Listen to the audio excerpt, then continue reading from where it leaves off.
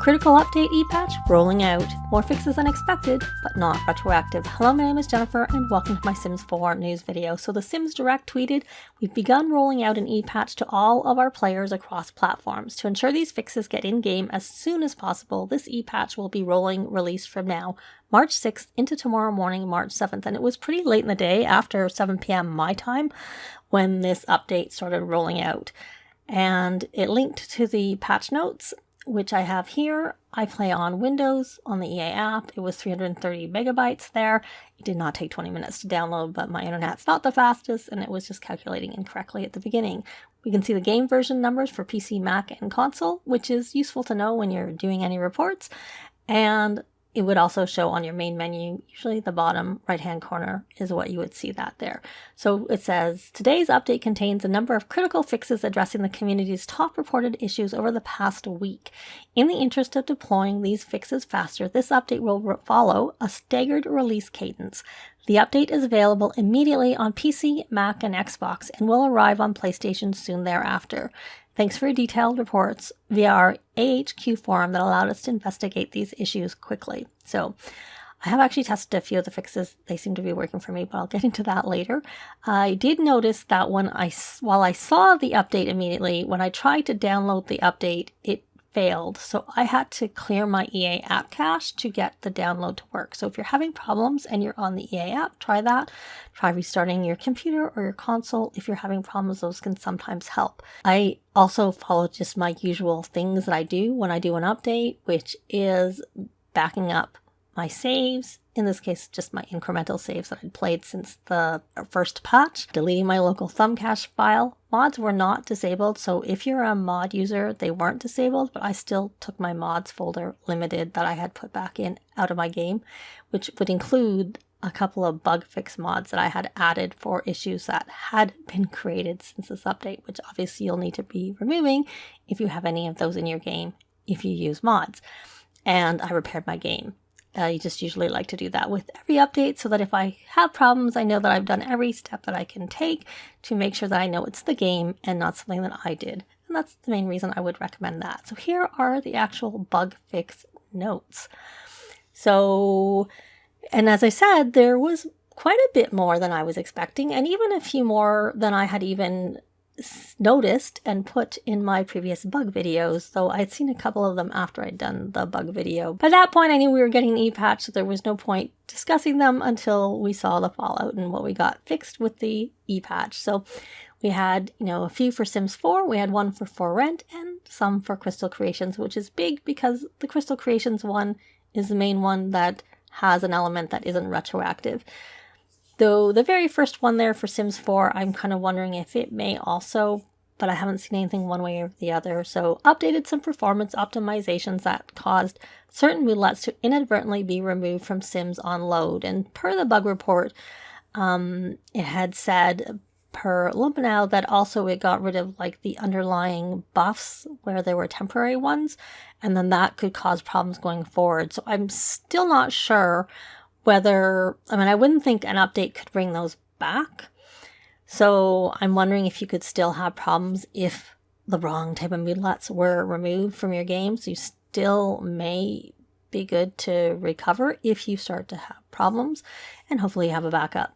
So they also fixed a crash that would occur if a tooltip was triggered when in the hover state on objects within a Sims inventory. This is something I tested. I happened to have a couple of wands, which was one of the things that would crash the game, and I stuck the extra wand, so my sim had 2 wands, which had crashed my game a few times, and it did not crash my game. I only tested them one time, but it seems like indeed it is fixed, and that is one that has a both the top 2 things on this list have bug fix mods for them. So if you're a mod user and use those bug fix mods, take them out of your game. The first one was by TurboDriver. And for the crash, there was a standalone mod, which I don't remember. I'll flash it on the screen so that I have it there. And also Better Build By had it built in. So I would expect that the Better Build By will need to be updated, i.e. by Twisted Maxi, and obviously the other one should just be removed if you happen to have it in your game. So there was also, they fixed an issue with object picker UI menus that, when certain conditions were met, would interfere with Sim's ability to run various give interactions where objects would be given to other Sims. So I don't know if that fixed all of the issues with the giving, because I only tested a few things that were easy for me to test. I tested giving a romantic gift with food and paintings in my inventory. I was able to do that successfully. I had a child sim who I put food in their inventory and they were able to pull up the Scout picker menu. I didn't actually do the donation, but I'm sure it worked. The issue I had was that the picker menu wouldn't even come up to be able to donate if I had those things in my inventory. Obviously the workaround was to take those things out, then you could still donate. And then I tried I tried to see whether the option would come up to give a painting to birds, i.e. from Cottage Living. Obviously Scouts is seasons, and that seemed to work too. So it seems like some things are fixed. If you had experienced that before, go ahead over to give feedback so that they get the feedback of what was actually fixed. Or if you're still having problems, go over there too. So also, once learned, the woohoo interest of other Sims will once again be displayed accurately in the Sims profile panel. And that I can confirm, my Sim had seen that her Sim husband was woohoo interest to no one, and it just is fixed. I didn't even have to do anything. It's just correctly. So that is retroactive. It does fix it, even though it was wrong. So that's good for that. So for Rent, you should once again be able to successfully open the profile panel of another Sim after eavesdropping on them and see any secrets that were learned about them. I'm not playing with For Rent at the moment, so I couldn't test that. So Crystal Creations, this is where a lot of the bug fixes were. So they corrected the issue where Sims' bodies would gradually change in size each time a Sim put on or took off crafted jewelry. This issue primarily affected teens, adults, and elders. There was minimal impact to young adults. So while this issue will no longer occur, this update does not retroactively fix the appearance of Sims who already had been altered. There are two methods they can suggest for manually restoring your Sims. You can restore an older save file that was saved prior to any crafted jewelry being worn by your Sims.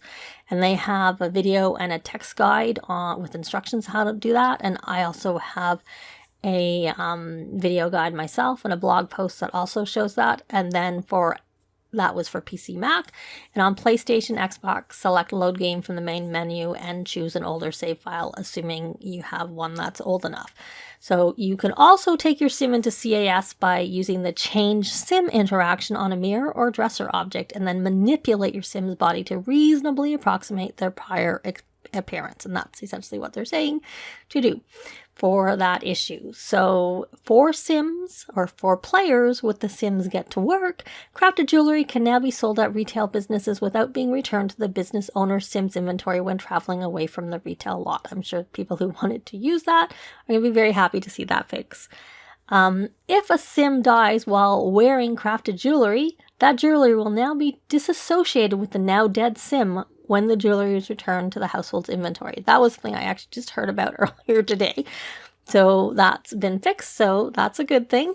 And updated some combinations of crafting jewelry that were resulting in a gemstone color that did not match the crystal that was selected when crafting. And it was one thing I had seen said by Matthew Fahey that was going to be fixed, and yay, it was. So that's good. I hadn't even noticed, to be honest, but I had seen the bug report after the fact.